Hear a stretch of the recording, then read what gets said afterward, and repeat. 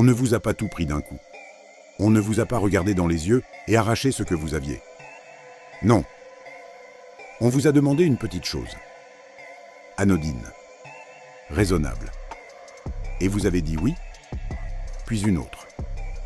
Légèrement plus grande. Puis encore une autre.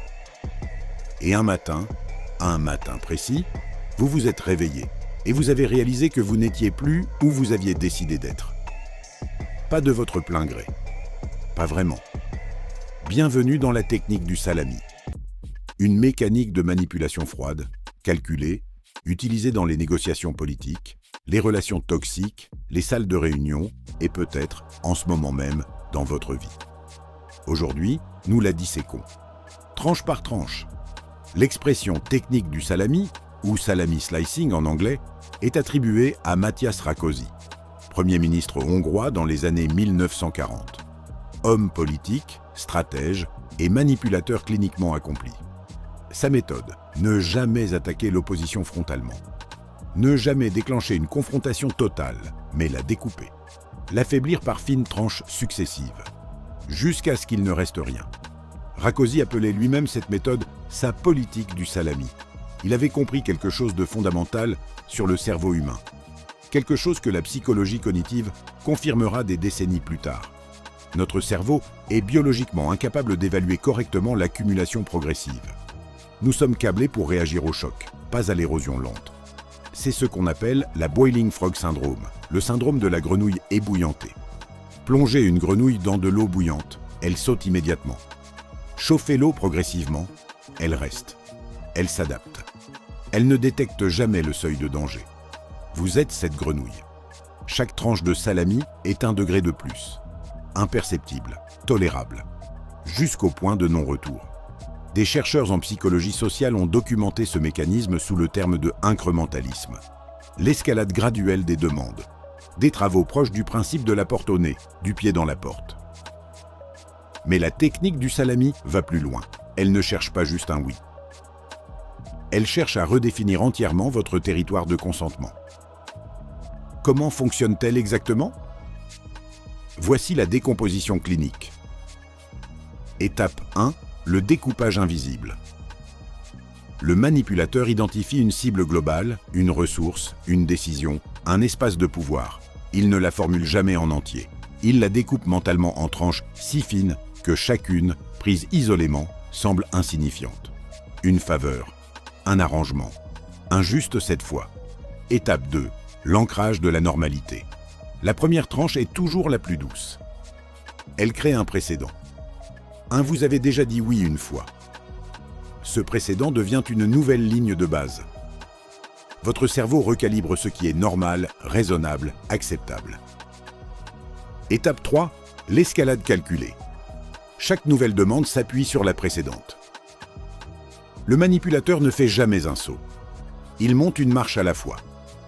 S'il rencontre une résistance, il recule légèrement, laisse le temps s'écouler, puis reprend là où il avait été stoppé.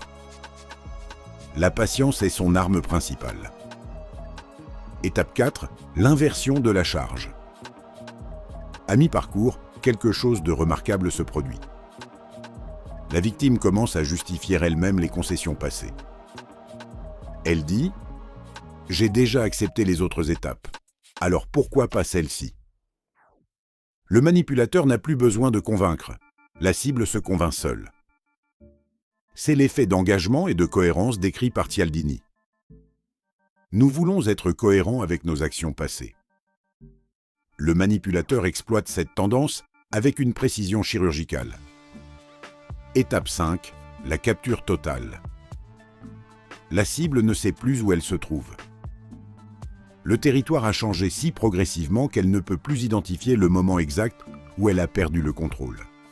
Et c'est là que réside la brutalité silencieuse de cette technique. Regardons maintenant le réel.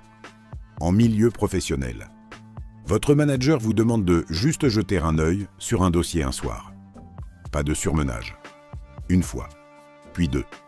Puis c'est votre rôle implicite. Puis votre contrat évolue en conséquence, sans négociation.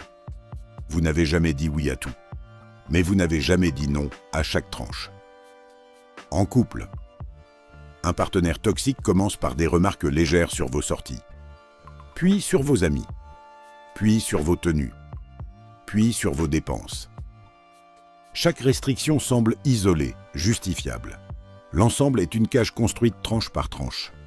Aucune grille ne s'est fermée d'un coup. Elles se sont simplement assemblées. En négociation commerciale, un vendeur ne vous demande pas d'emblée le budget total. Il vous engage sur un premier poste de dépenses modeste. Puis il ajoute des options essentielles. Puis des garanties indispensables. À la signature, vous avez dépensé 3 fois ce que vous aviez prévu. Et vous avez approuvé chaque ligne séparément. La technique du salami ne ressemble à rien de dangereux. C'est précisément pour ça qu'elle est dangereuse. Si comprendre la manipulation sombre est vital pour se protéger, maîtriser les codes de l'attraction et de l'influence positive est tout aussi essentiel. Parce qu'il ne suffit pas de détecter les pièges.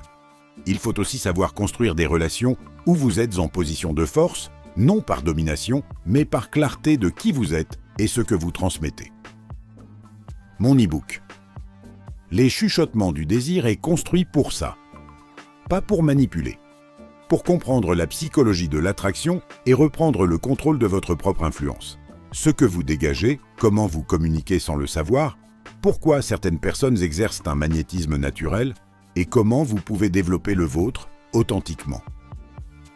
Le lien est en description. Maintenant, la protection. Règle numéro 1. Nommez les tranches. Dès qu'une demande s'inscrit dans une série, posez la question à voix haute. Est-ce que c'est la suite d'autre chose?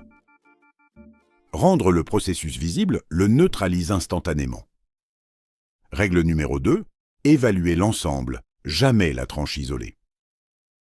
Avant de répondre à une demande, demandez-vous: si cette tendance continue à ce rythme, où serai-je dans 6 mois?